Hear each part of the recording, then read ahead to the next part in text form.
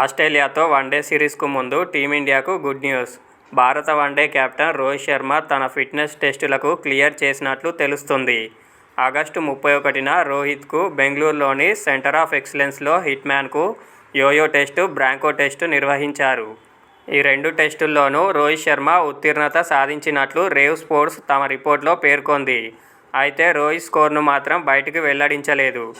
ICC champion trophy 2025లో Rohit చివరిసారిగా అంతర్జాతీయ cricket ఆడాడు.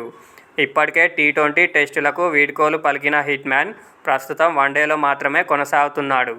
ఈ ఏడాది అక్టోబర్లో ఆస్ట్రేలియాతో జరగనున్న వన్డే సిరీస్లో రోహిత్ ఆడనున్నాడు. అయితే ఈ సిరీస్ తర్వాత రోహిత్ పూర్తిగా అంతర్జాతీయ క్రికెట్కు రిటైర్మెంట్ ప్రకటిస్తున్నాడని వార్తలు వినిపించాయి. వన్డే ప్రపంచ కప్ 2027కు ఇంకా 2 ఏళ్ల సమయం ఉండడంతో రోహిత్, కోహ్లీలు వన్డేల నుంచి తప్పుకొంటారని ప్రచారం జరిగింది. కానీ ఈ వార్తలను బీసీసీఐ తోసిపుచ్చింది. కాగా రోహిత్ ప్రస్తుతం తన ఫిట్నెస్పై పూర్తి దృష్టి సారించాడు.